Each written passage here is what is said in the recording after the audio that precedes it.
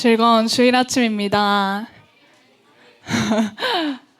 저희 오늘 말씀의 실제 예수 이름을 경건하게 사용하십시오. 다음 페이지. 저희 본문 말씀부터 다 함께 읽어보겠습니다. 시작. 너희는 주 너희 하나님의 이름을 함부로 부르지 못한다. 주는 자기의 이름을 함부로 부르는 자를 죄 없다고 하지 않다. 구약에서 유대인들은 주님의 이름을 함부로 부르지 말라는 지시를 받았습니다. 예를 들어 출애굽기 20장 7절은 너는 내 하나님 여호와의 이름을 망령되이 일컫지 말라. 여호와는 그의 이름을 망령되이 일컫는 자를 죄 없다 하지 아니하리라고 말합니다. 유대인들은 하나님의 이름의 위대함을 이해하고 그의 이름을 발음하는 것을 피했습니다. 대신 그들은 아도나이라는 말로 대체했습니다. 성경을 필사하던 서기관들은 하나님의 이름을 마주칠 때마다 잠시 멈추고 가서 몸을 씻고 그 다음에 이름을 썼습니다. 이름이 여러 번 나올 경우 그들은 매번 같은 과정을 반복했습니다. 이 정도 수준의 경외심은 하나님의 위대함과 위엄 그리고 조상들 가운데서 행하신 경이로운 일들에 대한 인식에서 비롯되었습니다. 오늘날 많은 그리스도인들이 얼마나 가볍게 그분의 이름을 사용하는지 생각해 보십시오. 사람들은 그분의 이름의 능력이니 죽음을 생각지 못한 채 케이크를 자르면서 그분의 이름을 외치거나 일상적인 대화에서 감탄사로 사용합니다. 예수님의 이름에 대한 이러한 가벼운 태도는 더 심각한 문제를 드러냅니다. 바로 예수님이 진정 누구이신지에 대한 지식이 부족하다는 것입니다. 예수님은 우물가에서 사마리아 여인을 만나셨을 때 이렇게 말씀하셨습니다. 너희는 알지 못한 것을 예배하고 우리는 아는 것을 예배하노니 이는 구원이 유대인에게서 남이라. 우상 숭배의 역사를 가진 혼혈 민족인 사마리아인들은 예배와 경외함에 대한 올바른 이해가 부족했습니다. 안타깝게도 이러한 이해 부족은 오늘날에도 계속되고 있습니다. 당신은 예수님의 주되심의 실제를 이해하고 그 안에서 살아야 합니다. 그분은 단지 위대하신 분이 아니라 위대함 그 자체이십니다. 그분을 경배할 때 이러한 이해를 가지고 경배하십시오. 그분을 바르게 부르십시오. 우리가 주님에 대해 말할 때는 예수님이라고 말할 수 있지만 그분을 부를 때는 반드시 그분을 주님으로 존경해야 합니다. 하나님은 복되시고 유일하신 주권자이시며 만왕의 왕이시며 만주의 주이시며 오직 그에게만 죽지 아니함이 있고 가까이 가지 못할 빛에 거하시고 어떤 사람도 보지 못하였고 또 볼 수 없는 이시니 그에게 존귀와 영원한 권능을 돌릴지어다. 아멘. 아멘. 오늘 말실은 예수 이름에 대해서 말하고 있는데요. 제가 평소에 리액션을 할 때 오 마이 갓 이라는 표현을 쓴 적이 있어요, 예전에. 하지만 지금은 바꿨지만 여기 말실에서도 똑같이 세 번째 단락 한번 보여주실래요? 오늘날 많은 그리스도인들이 얼마나 가볍게 그분의 이름을 사용하는지 생각해 보십시오.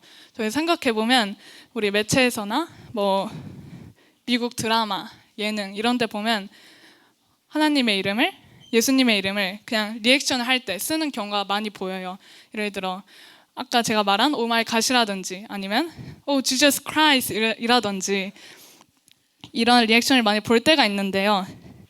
저희가 이러한 리액션은 사용하지 않는 게 좋습니다. 왜냐면 여기에 말한 것처럼 예수의 이름에 대한 이러한 가벼운 태도는 더 심각한 문제를 드러냅니다. 우리가 예수님의 이름에 대한 존중을 나타내야 합니다. 하지만 그런 이름을 그저 리액션에 사용한다면 그건 존중한 태도가 아니겠죠. 또 빌립보서 2장 9절에서 11절에서 하나님의 독생자이신 그분은 자신을 낮추시고 죽기까지 순종하였으니 곧 십자가에서 죽으셨다. 그러므로 하나님께서 그분을 지극히 높여 모든 이름 위에 뛰어난 이름을 주셨으니 이는 하늘에 있는 것이나 땅에 있는 것이나 땅 아래에 있는 것들의 모든 무릎을 예수님의 이름 앞에 꿇게 하시고 모든 입이 예수 그리스도를 주님이라 고백하시게 하여 하나님 아버지께 영광이 되게 하셨다 라는 말씀이 있는데요. 예수님은 우리에게 주님이 되셨습니다. 또한 주 예수님의 이름은 이 땅에 있는 모든 이름과 모든 능력과 모든 권세와 모든 세력보다 더 크신 이름입니다.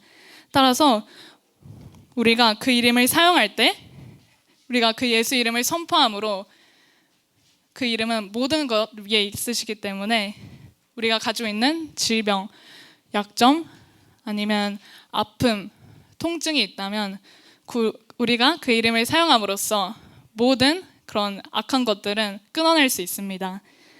또한 우리가 어떤 어려운 상황 가운데 있을 때 우리가 능력의 이름을 사용함으로써 예수 이름을 사용함으로써 그 상황을 또한 다스릴 수 있습니다.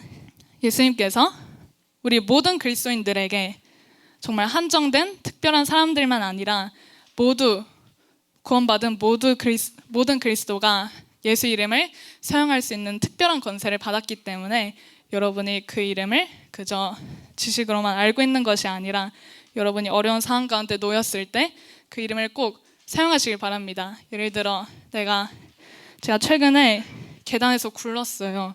그래서 지금 여기가 좀 다치고 따끔따끔한데 제가 어제 다쳐가지고 이제 말실 준비를 하면서 그래 저기 말실에 나온 것처럼 주님은 모든 능력 위에 정말 아픔이나 통증이나 그런 것들보다 더 위에 있으신 분입니다. 따라서 지금 내가 가지고 있는 모든 통증과 아픔 또한 상처들은 예수 그리스도로 치유되셨습니다 라고 제가 고백을 하고 믿었습니다. 주님의 이름은 위대한 이름입니다. 주님의 이름은 영광스러운 이름입니다. 주님의 이름은 필요한 모든 것들을 공급하시는 이름입니다. 아멘. 저희 다 같이 고백기도 읽고 마치겠습니다. 시작. 사랑하는 주 예수님, 나는 주님의 거룩한 이름을 존경하고 경배합니다. 주님은 논쟁의 여지가 없는 통치자이시며 만왕의 왕이시며 만주의 주이시며 홀로 불멸을 가지시고 가까이 갈 수 없는 빛에 거하시는 분이시기 때문입니다. 주님을 알고 말씀의 빛 가운데 행할 수 있는 특권에 감사드립니다. 주님의 이름은 모든 것 위에 높여졌으며 나는 주님을 만물의 주님으로 인정합니다. 아멘. 감사합니다.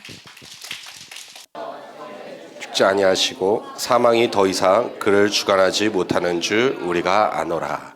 아멘. 그리스도께서 어떻게 하셨다고요? 죽은 자들로부터 어떻게 되셨다고요? 일으켜지셨다. 일어나셨다. 그가 부활하셨다. 그래서 그는 부활하셨기 때문에 다시 죽으실 필요가 없는 거죠. 다시는 그가 죽지 아니하셨다. 다시는 죽지 아니하시고 말미암아 사망이 다시 예수님 그리스도를 지배하지 못하게 하셨다. 다시는 사망이 그와는 연결되거나 어떤 예수님의 그런 일에 있어서 단번에 죽으심으로 모든 것이 해결되었기 때문에 그리고 그가 부활하심으로 우리가 생명을 얻었기 때문에 또 그가 죽음 가운데 있을 필요가 없고 그는 지금도 예수님은 지금도 살아계신다. 살아계신다. 예수님의 부활에 대해서 사도 바울은 이런 이야기를 합니다. 고린도전서 말씀에요. 기록되어져 있는데 15장에 보니까 이렇게 나타나 있어요. 내가 전해받은 가장 중요한 것을 여러분에게 전했습니다. 그것은 그리스도께서 성경의 말씀대로 우리 죄를 위해 죽으시고 장사되셨다가 성경의 말씀대로 3일째 되던 날 다시 살리심을 받아 누구에게 먼저 보이셨을까? 물론 마리아가 부활을 목격했는데 누구에게 또 보이셨냐고 여기 기록된 걸 보니까 게바에게 나타나시고 여기서 게바는 베드로입니다. 베드로에게 나타나시고 그 다음으로 12제자에게 보여주셨어요. 자신의 부활하심을 자신이 몸으로 부활하신 거를 유령이 나타난 게 아니라 당시 제자들은 유령인 줄 알았는데 그를 만져봤죠. 진짜 살아있는 몸이네. 몸으로 부활하신 거예요. 그래서 제자들에게 나타나시고 그 후에 몇 명에게 자신이 부활하신 거 보여줬을까? 여기에는 방금 12제자, 11명의 제자에게만 보인 것처럼 이 얘기를 하는데 그 후에 예수님이 몇 명에게 나타나셨을까? 부활하신 몸으로 여기 기록된 대로 500명이 넘는 형제들에게 동시에 나타나셨다. 500명에게. 500명이 넘는 숫자로 그 사람들에게 나타나셨다. 그래서 그 가운데 대부분이 지금도 살아있고 어떤 사람들은 잠들었지만 계속해서 얘기하시는 거예요. 그 후에 야고보에게도 나타나셨고 그 다음으로 모든 사도들에게 그리고 마지막으로 자기 자신 바울에게도 예수님이 나타나셨다. 그가 부활하셨음을 말씀하셨다. 바울이 목격자라는 거예요. 내가 예수님의 부활을 봤다라고 얘기하는 거예요. 베드로가 보았고 또 제자들이 보았고 또 많은 무리들이 예수님의 부활을 당시에 목격했다라는 거예요.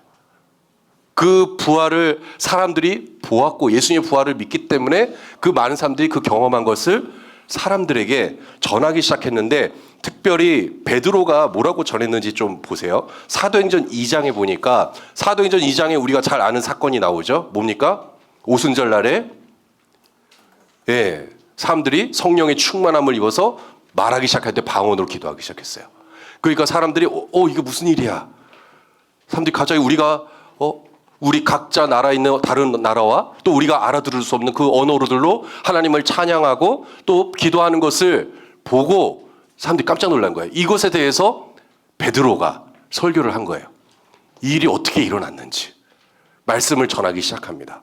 그래서 사도행전 2장에 베드로가 고백을 할 때 다윗이 이 모든 것에 대해서 이미 증거를 했다. 다윗이 이 부활을 이미 목격했다라고 말하고 있어요. 다윗의 시편을 가지고 이야기하는 것이죠. 뭐라고 얘기하냐면 여기 보십시오. 다윗은 예언자이기에 사도행전 2장 30절입니다. 다윗은 예언자이기에 예언자래요. 다윗이 예언자이기에 하나님께서 그에게 맹세하셔서 그의 몸에서 날 자손을 세워 그의 보좌 위에 앉히시라는 것을 알고 그의 몸에서 날 자손 예수님을 가리킵니다. 그리고 미리 내다보면서 다윗이 미리 내다보면서 그리스도의 부활에 대해서 이렇게 얘기했대요. 그가 지옥의 버림을 당하지 않고 그의 육신이 썩음을 보지 않았다라고 말했습니다. 다윗이 예수님의 부활을 미리 보았다라고 하면서 하나님을 찬양하는 거예요. 그러니까 이미 제자들도 보았고 많은 무리도 예수님 부활을 목격했지만 그 전에 이미 다윗이 예수님의 부활, 자신의 자손으로 육신의 자손으로 태어날 예수님의 부활을 미리 보았다는 거예요. 다윗이 미리 보면서 예언한 것이에요. 그가 지옥의 버림을 당하지 않을 거야. 그의 몸은 썩지 않음을 당할 거야. 몸의 부활을 이미 얘기했어요. 그런데 그 말씀대로 정확히 베드로가 증거하는 거죠. 이 예수를 하나님께서 살리셨습니다. 그러면서 얘기하는 게 이 모든 일에 대해서 우리가 다 증인입니다. 라고 얘기하고 있어요. 왜냐하면 베드로가 이 말씀할 때 거기 있는 사람들이 이미 부활을 목격한 사람들이 있었다라는 거예요. 우리가 이 모든 일들에 다 증인이에요. 너희들도 봤어요. 너희도 봤어. 예수님의 부활을 봤잖아. 우리가 이 모든 일의 증인이잖아. 라고 베드로가 얘기하는 거죠. 그러니까 저렇게 11명이 모여서 그냥 자기들끼리 작당한 게 아니라 베드로가 설교를 했어요. 많은 사람들 앞에서. 우리는 예수님의 부활을 목격한 사람들입니다. 우리는 이 모든 일의 증인입니다. 라고까지 이야기를 합니다. 그만큼 이 부활의 사건이 많은 사람들에게 당시 역사적으로도 충격적이었고 그리고 이 부활로 인하여서 예수님이 누구신지 하나님의 아들이심에 대해서 더 힘있게 베드로가 자신 있게 자기가 본 것을 말하고 그 능력을 나타내는 그 삶을 살아갔다라는 것을 볼 수 있어요. 많은 사람들에게 이 복음을 증거했습니다. 우리는 이 모든 일의 증인이라고 하면서 주의 이름을 믿는 자들에게 구원이 있다라는 것에 대해서 그리고 우리는 성령을 받은 자로서 우리는 땅끝까지 나가 이 복음을 증거해야 된다는 것에 대해서 사도 베드로는 열심히 설교하고 또 기적을 일으키고 하나님 나라의 일들을 행하는 것을 우리는 볼 수 있어요. 이것은 어떤 역사적 사건을 넘어서서 지금 이 시간에도 우리가 이 말씀대로 3일 만에 부활하신 그 예수님을 기억하고 예수님을 믿고 또 예수님께서 우리를 위해 행하신 일들을 믿음으로 말미암아 많은 사람들에게 복음을 증거할 때 더 능력 있게, 예수님은 그냥 죽었다가 살아나신 분이 아니라 우리를 위해 그가 죽음을 이기시고 부활하신 예수님이시라는 거에 대해서 베드로처럼 우리는 더 힘있게 전할 수 있다는 근거가 뭐냐 하면 바로 이제는 우리 모두가 증인이 되었다라는 거예요. 15장 16절부터 이렇게 얘기하고 있어요. 만일 죽은 사람들이 다시 살지 못한다면 그리스도께서도 살리심을 받지 못하셨을 것입니다. 만일 그리스도께서 살리심을 받지 못하셨다면 여러분의 믿음도 헛되고 여러분은 여전히 자신의 죄 가운데 있고 그리스도 안에서 잠든 사람들도 멸망했을 것입니다. 만일 우리가 그리스도 안에서 가진 소망이 이 세상의 생명뿐이면 모든 사람들 가운데 우리가 가장 불쌍한 사람들일 것입니다. 네, 이 땅의 삶이 전부라면 우리는 너무 불쌍한 사람들. 저기 우리 제자들처럼 그 불쌍한 사람들 되는 거예요. 쓸데없는 일 했다가 죽임을 당한 불쌍한 사람들. 그런데 그렇지 않다는 거예요. 그러나 이제 그리스도께서 죽은 사람들 가운데서 다시 살아나셔서 잠자는 사람들의 첫 열매가 되셨습니다. 한 사람으로 인해 죽음이 들어왔으니 한 사람으로 인해 죽은 사람들의 부활도 온다라고 말씀하고 있어요.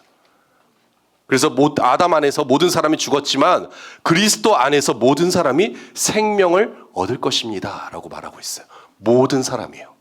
그리스도 안에서 모든 사람이 생명을 얻을 것이다. 우리가 믿는 믿음은 바로 이런 믿음입니다. 그리스도 안에서 우리가 생명을 얻었다. 주님의 생명이 우리 안에 있다. 주님의 생명이 우리를 통하여서 나타나고 많은 사람들을 구원할 수 있는 그 믿음, 부활을 믿는 믿음. 믿는 자들의 진짜 열매는 바로 우리가 부활했다라는 거예요. 우리가 부활하고 우리가 주님과 함께 영원토록 이 땅을 다스리는 그런 삶을 얻었다라는 거예요. 우리가 육신의 몸이 비록 육신은 유한한 것이잖아요. 육신은 죽을 수 있어요. 땅에 묻히든지 죽을 수 있지만 우리의 영은 영원하죠. 주님과 함께 이미 하늘에서 다스리는 자로 있다라는 거예요. 그런데 중요한 것은 우리가 이제는 부활할 수 있다는 거죠. 주님이 우리에게 그걸 보여주신 거예요. 우리가 이제는 부활해서 이제는 부활의 몸을 가지고 영원한 몸을 가지고 주님과 같이 이 땅에서 다스린다라는 거예요. 우리는 부활한다. 그리고 주님과 함께 다스린다. 이것이 마지막 때에 일어날 일들입니다. 많은 사람들이 마지막 때 그러면 제가 종말 이렇게 얘기하는데 아니에요.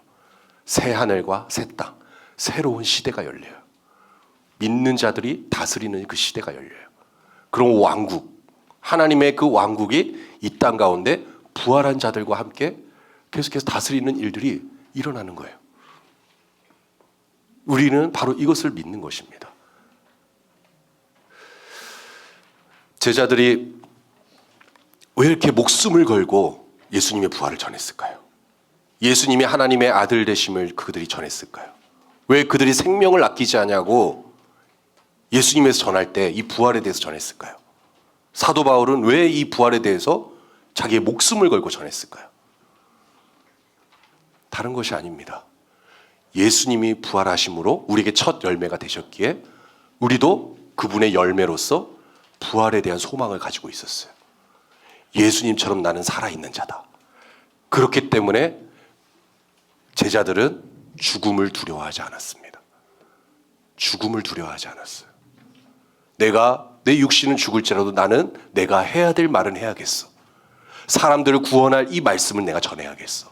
이 진리를 내가 전해야겠어. 그렇기 때문에 타협하지 않고 사람들이 손가락질을 해도 사람들이 정죄한다고 할지라도 사람들이 나의 생명을 위협한다고 할지라도 그들은 정말 이것이 능력이라는 것을 믿기에 부활하신 예수님을 담대하게 증거했다라는 거예요.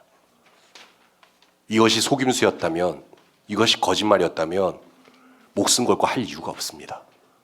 진짜이기에, 진리이기에 주님이 전하라고 하신 그 일들을 제자들은 멈추지 않고 자기 생명을 걸고 행한 거예요. 사람들이 손가락질해도 부끄러워하지 않는 거예요. 여러분, 기독교에 능력이 없다. 한국교회 소망이 없다. 사람들이 변하지 않고 사람들의 기적도 이제는 없고 치유를 해도 치유가 일어나지 않는 것 같고 변화도 없는 그런 절망적인 상황을 사람들이 이야기할 때 우리가 잊지 말아야 될 것은 우리는 그럼에도 불구하고 주님의 말씀을 믿고 말씀대로 예수님이 우리에게 행하신 일들을 믿고 역사와 그 모든 시공간을 초월해서 하나님의 능력, 그 부활의 능력이 우리 안에 있다는 사실을 믿음으로 말미암아 우리는 흔들리지 않고 주님의 역사를 나타내는 것. 이것이 바로 우리가 가진 믿음의 능력이고요. 이것을 우리가 끝까지 믿고 우리는 말하고 치유하고 주님의 능력을 나타내며 살아가는 거예요. 이것은 그냥 머리로만 아는 것이 아닙니다. 여러분 안에 있는 부활의 능력이 여러분을 움직이는 거예요. 다시 살게 하는 거예요. 오늘 말씀 제목이 뭐였습니까? 리바이벌. 무슨 뜻일까요? 네. 소생된다. 다시 일으켜진다. 다시 일으켜지는 거예요. 여러분 안에 있는 것들이 그 생명이 다시 한번 움직여서 어떤 상황과 환경이 깜깜하고 막막하다고 할지라도 우리가 빛이 되어서 이 말씀을 가지고 잠자는 자들을 깨우고 그들 가운데 부활이 있음을 선포하면서 이 복음의 능력을 나타내며 살아가는 것이죠. 부활은 실제적인 것입니다. 우리에게 주님이 그 능력을 주셨고 우리는 그런 믿음을 가지고 계속 전진하는 거예요. 새가족반 이 책 보셨나요? 아직 이 책 못 본 친구 있으면 손들어 보세요. 저는 이 책을 단 한 번도 본 적이 없습니다. 있네요. 우리 아니에요? 이 책을 혹시라도 못 봤으면 꼭 보세요. 봤을 것 같은데 하율이는. 예. 우리 교회 성도님들, 우리 친구들은 아마 이 책을 다 보시게 되고 다 이 책을 가지고 공부를 합니다. 왜 그럴까요? 왜 이 책이 필요할까요? 이 책을 우리가 들어야 될까요? 이 그림에 다 설명이 나와 있죠. 옮겨진 자, 죽음에서 생명으로, 어둠에서 빛으로, 죄인이 아닌 의인으로. 우리는 예수님이 행하신 일로 말미암아 예수님이 지금 십자가에 죽으셨다가 장사되시고 그리고 부활하심으로 말미암아 이제는 예수님의 생명으로 우리는 완전히 일으켜졌다. 우리는 이런 자들이다. 우리는 이런 자들이에요. 우리는 이런 사람들이에요. 우리의 신분증입니다. 말씀을 전할 때 이거 들이밀면 돼요. 내가 이런 사람이야. 난 뭐든지 할 수 있어. 오늘 부모님이 오늘 무슨 말씀 들었니? 새가족반 들고 이렇게 보여주세요. 난 이런 사람이에요. 나의 신분증입니다. 나는 죽음과 상관없습니다. 나는 부활했습니다. 예수님과 함께 나는 일으켜졌습니다. 예수님이 나의 모든 것이기에 난 죽음을 두려워하지 않습니다. 죽음은 내 발 밑에 있습니다. 나는 무덤에서 사망에서 일으켜진 자로 생명으로 옮겨진 자로 나는 이 땅을 살아갑니다. 이것을 여러분이 배워가는 거예요. 기억하십시오. 이 말씀은 여러분이 우리 교회에 등록하거나 기본 교리를 배우기 위해서 이 말씀을 배우는 게 아닙니다. 예수님께서 부활하신 것들은 여러분이 뭔가 어떤 과정으로 절차로 형식적으로 배우는 그것이 아니에요. 베드로가 전했던 것처럼 바울이 전했던 것처럼 이것이 나의 생명이기에 전하는 것입니다. 말하는 것입니다. 여러분 이 말씀을 알면 말할 수밖에 없어요. 리바이벌. 나는 일으켜졌다. 나는 주님과 함께 영원토록 살아간다. 이 고백을 여러분이 놓치지 마시고 이것을 선포하십시오. 우리가 이 모든 일의 증인이다. 이 모든 일의 증인이다. 이 모든 일의 증인이다. 제가 누군가를 이렇게 막 띄워주고 칭찬하기 위해서 이 말을 하는 게 아니라 그냥 제가 이제 개인적으로 감사한 게 뭐냐면 최근에 우리 리더 중에 한 친구가 저한테 목사님 저 새가족반 다시 공부하고 싶습니다. 라는 친구가 있었어요. 저한테 찾아온 거예요. 그리고 지난주에 1주차를 했어요. 배우고 있어요, 다시. 어떻게 보면 다 아는 말씀이라고 생각할 수도 있거든요. 나는 다 배웠지 뭐 할 수도 있거든요. 그런데 겸손하게 와서 목사님 배우고 싶습니다. 다시 이 말씀 배우고 싶습니다. 이게 뭔지 알고 내가 누구인지를 알고 정말 이 복음을 사람들에게 전하기 위해서, 우리 사랑하는 친구들에게 이 복음을 제대로 내가 전해주기 위해서 배워가는 거예요. 다른 거 없습니다. 저는 이 말씀을 있는 그대로, 이 책에 있는 대로 단순하게 전합니다. 그 친구가 이 복음을 받아들일 수 있도록, 하나님의 능력을 나타내며 살아갈 수 있도록 도와주는 거예요. 그래서 여러분 이 부활의 능력으로 여러분 찬양하시고 공부하시고 하나님의 능력을 나타내면서 사십시오. 요 그림을 잊지 마세요. 예수님이 우리에게 행하신 일들, 그리고 내가 이런 삶을 살아가고 있다는 것을 잊지 마십시오. 우리 자리에서 한번 일어나 보겠습니다. 오늘 이 시간에 우리가 같이 찬양하고 기도할 때 이 생명을 나타냅시다. 이것을 풀어놓읍시다. 더 이상 죽음이 우리를 두렵게 하지 않도록, 어떤 절망적인 것들이 우리를 두렵게 하지 않도록 나는 이 말씀에 내 중심, 내 마음을 온전히 드리고, 이 말씀이 내 삶의 주인이시고 부활의 예수님이 나의 주인이시고 부활하신 예수님 말미암아 나는 승리했음을 이 시간 우리가 선포하는 것이에요. 우리 사랑하는 친구들이 이것을 경험하길 원합니다. 이 예수님을 만나길 원합니다. 많은 기적과 많은 역사들이 있다고 할지라도 부활하신 예수님을 그 믿는 믿음이 일으키는 기적이 진짜입니다. 마술쇼가 아니에요. 쇼를 보여주려고 하는 것이 아닙니다.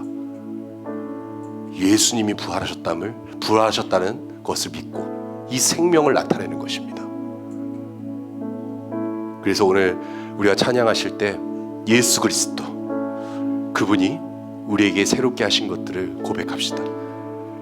그 능력을 나타냅시다. 오직 주님을 바라봅시다. 예수 그리스도,